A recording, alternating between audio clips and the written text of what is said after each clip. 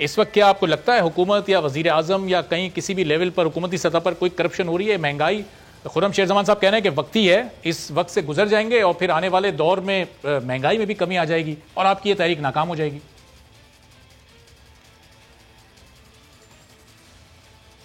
بسم اللہ الرحمن الرحیم، بہت شکریہ آپ نے آج پروگرام میں مدعو کیا۔ مجھے نہیں معلوم کس کے کیا سوال جواب ہیں، اور ہمیں یہ سوچنا چاہیے کہ پاکستان تحریک انصاف ہو یا پی ڈی ایم کی تمام جماعتیں ہوں، پیپلز پارٹی ہو، جماعت اسلامی ہو، ان سب سے ہٹ کر ہمیں اپنی گفتگو کا انداز رکھنا چاہیے کہ اس وقت ہماری ملک کے اندر کیا کنڈیشن ہے۔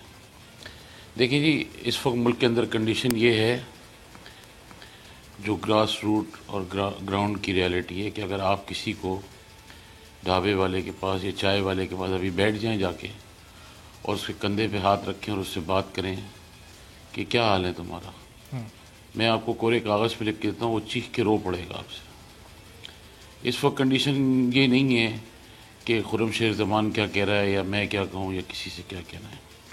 لوگوں کو یہ تجسس ضرور ہے کہ 48 مہینے گزر گئے، پھر اس کے بعد اگلے 12 اور آ گئے تو 50 کے قریب آپ کے 50 کے قریب آپ کے مہینے ہو گئے، 3 سال آپ کے مکمل ہو گئے اور آگے گاڑی چل رہی ہے آپ کی۔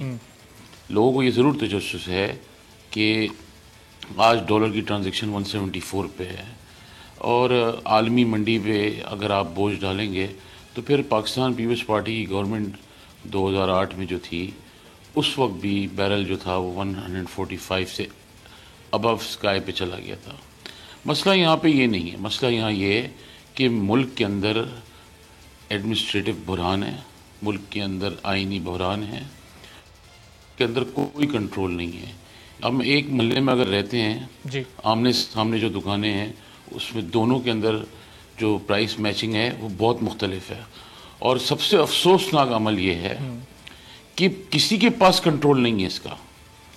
اوپن مارکیٹ میں ڈالر کچھ ہے، بینک ٹی ٹی پہ کچھ ہے، بلیک مارکیٹ میں کچھ ہے، اوور پرائس ہے۔ اب آپ مجھے بتائیں، درہم آپ کا آلموسٹ کلوز ٹو 50 ہے، اور 220 سے ابو آپ کا اسٹرلنگ پاؤنڈ چلا گیا ہے۔ صحیح، ظاہر ہے مولانا صاحب، مہنگائی کی ایک بڑی وجہ یہ ہے کہ جو روپیہ جو ڈی ویلیو ہو رہا ہے، اس کی وجہ سے یار یہ افغانستان چلا گیا یا یہ یہاں چلا گیا۔ پھر جی مولانا صاحب واپس آپ کی طرف آتا ہوں، ذرا فیصل کریم کنڈی صاحب کو بھی ذرا گفتگو میں شامل کر لیں۔ فیصل صاحب، اب یہ تحریک آپ دونوں الگ الگ چلا رہے ہیں، پیپلز پارٹی الگ، پی ڈی ایم الگ، احسن اقبال صاحب اتحادیوں سے سوال کر رہے ہیں کہ جی ایم کیو ایم اور کاف لیگ سے کہ آپ حکومت کے ساتھ کیوں ہیں، آپ سوچیں اس وقت موجودہ صورتحال کیا ہے۔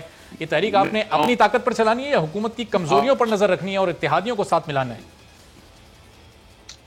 بسم اللہ الرحمن الرحیم۔ دیکھیں، پاکستان پیپلز پارٹی نے آلریڈی مہنگائی کے خلاف ایک تحریک جو ہے وہ پورے پاکستان میں شروع کی ہوئی ہے۔ ہم نے خیبر پختونخوا میں بھی تقریباً ہر ڈسٹرکٹ میں روزانہ کی بیس پہ مطلب ہے کہ ایک ڈسٹرکٹ میں جو ہو رہا ہے، تقریباً پچھلے 1 مہینے سے ہمارا احتجاج چھوٹے، باقی صوبوں میں بھی چل رہا ہے۔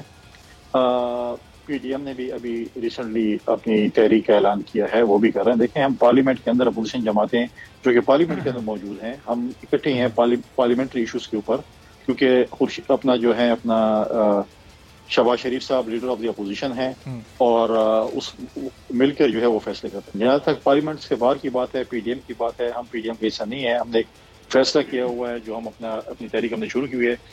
چیئرمین بلاول صاحب نے سندھ کا وزٹ کیا تھا، ساؤتھ پنجاب کا وزٹ کیا تھا، ابھی دوبارہ سندھ کی وزٹ پہ جا رہے ہیں، خیبر پختونخوا بھی آ رہے ہیں، سینٹرل پنجاب میں بھی جا رہے ہیں۔ تو ہم اس حکومت نے جو وعدے کیے تھے لوگوں کے ساتھ، آج دیکھیں کہ مہنگائی کہاں پہنچ گئی ہے۔ آج جو ہے آپ پیٹرول کی قیمت دیکھیں، آج آپ ڈالر کی قیمت دیکھیں، آج روزمرہ کی اشیاء کی قیمتیں دیکھیں۔ ماضی میں تو ہم پہ بڑا تنقید کرتے تھے، ماضی میں بتائیں کہ انٹرنیشنل لیول پہ بھی اگر یہ بات کرتے ہیں تو کتنے بیرل تھا جو ہے تیل، اور آج کتنے بیرل ہے، اور پاکستان میں اس وقت کیا قیمت تھی، آج کیا قیمت ہے۔ یہ اور بات ہے کہ دیکھیں، اگر آپ کے اوپر ایک پریشر آ گیا ہے جس کو آپ ایبسولوٹ نوٹ کہتے تھے، آج آپ 4 کروڑ عوام کو ایکسٹرا پال رہے ہیں جو کہ افغانستان کے ہمارے بھائی ہیں، ان کو جو ہے اور بہنیں ہیں، ان کو آپ ایکسٹرا پال رہے ہیں۔ وہاں پر آپ کہہ رہے ہیں کہ ہماری بمپر کراپ ہوئی ہے گندم کی، تو اگر آپ کی بمپر کراپ ہوئی ہے تو آپ گندم کیوں امپورٹ کر رہے ہیں؟ बम्पर क्रॉप तो हमारे दौर में भी हुई थी, हम तो 2008 में गंदम इंपोर्ट कर रहे थे। फैसल साहब ज़ाहिर है 2009 ये में तमाम import जो कर रहे थे। सवालात आपने उठाए हैं इसके जवाब तो खुर्रम साहब देंगे, लेकिन अब ये जो तहरीक आप चला रहे हैं इस तहरीक का मकसद क्या है? हुकूमत को अमली तौर पर तो घर आप नहीं भेज सकते। आप बिलावल साहब के जो दौरों की तफसील बता रहे हैं ये अपने अगले इलेक्शन की वो तैयारी कर रहे हैं, वहाँ जाके आवाम को बता रहे हैं कि 2023 में पीपल्स पार्टी को वोट देना है, ये हुकूमत अपने 5 साल पूरे करेगी। नहीं देखें, क्योंकि लोग इस वक्त सफ़र कर रहे हैं, लोग इस वक्त जो है वो महंगाई और बेरोजगारी, जिस तरीके से लोगों को बेरोजगार किया जा रहा है, जो मुलाजमतें उनके पास थी वो उनसे छीनी जा रही हैं, उसलिए जो पाकिस्तान पीपल्स पार्टी मैदान में निकली है। जहाँ तक हुकूमत को घर भेजने का ताल्लुक है वो दो तरीके हैं। देखें, अब पीडीएम की लीडरशिप ने डिमांड किया अर्ली इलेक्शन का, वो दो तरीके कार हो सकती हैं। वो ये है कि एक तरीका ये है कि आप अदम एतमाद की तहरीक के जरिए हुकूमत को खत्म करें, अपना जो है कंसेंसस का वज़ीर आज़म लेके और वो अर्ली इलेक्शन अनाउंस करे, या फिर हुकूमत अर्ली इलेक्शन की तरफ जाए। आज हम जो है दोबारा जो है हम बार बार अपने पीडीएम के दोस्तों से यही बात कर रहे हैं कि आए हम अदम एतमाद की तहरीक, आप बलूचिस्तान में तो अदम एतमाद की तहरीक का हिस्सा बन रहे हैं, लेकिन आप जो है पंजाब में और मरकज में अदम एतमाद की तहरीक क्यों नहीं जमा कराते? चलो हम मान लेते हैं कि इन्होंने पीडीएम में हमारे जो इख्तलाफात बने थे तो इन बकौल इनके कि हमने फैसल साहब ये अदम एतमाद की तहरीक की जो आप बात कर रहे हैं, फैसल साहब ये राना सना साहब के जरा दो जुमले आप सुन लीजिएगा। अदम एतमाद की तहरीक पर उन्होंने जवाब दिया है, फिर इस पर आप कमेंट कर दीजिएगा। जो कोई 20-22 वोट्स की कमी है, पीपल्स पार्टी उनका इंतज़ाम करके, बल्कि 22 में से 15 का इंतज़ाम करके हमें बताए, हमारे वोट जो है वो हाजिर। जी फैसल साहब, ये जो चंद वोट्स की कमी राना साहब कह रहे हैं कि वो आप उसका इंतजाम पूरा करें, नंबर पूरे बताएं, हम तो तैयार हैं, हम हाजिर हैं, आपका इंतजार कर रहे हैं। वो तो देखें, राना साहब की स्टेटमेंट कल भी हमने सुनी थी। बिल्कुल राना साहब की अगर ये शर्त है और वो पीडीएम को इस पर बोर्ड लिया, तो इसमें मैं समझता हूँ कि लीडरशिप को आपस में बैठकर ये फैसला करना चाहिए।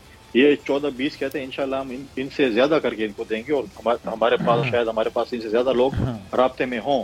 हमने तो पहले दिन ही कहा था, लेकिन प्रॉब्लम यह है कि देखें बलूचिस्तान में आप मैंने क्यों कहा था कि हम पीडीएम से जब अलहदा हुए थे, वो हमें ये दे रहे थे कि आपने 3 वोट या 4 वोट बलूचिस्तान अवामी पार्टी की क्यों लिए हैं। आज आप अपोजिशन की जमातें JUI प्लस जो है BNP प्लस अपने HXI साहब, आप बलूचिस्तान अवामी पार्टी के अदम एतमाद की तहरीक को सपोर्ट कर रहे हैं।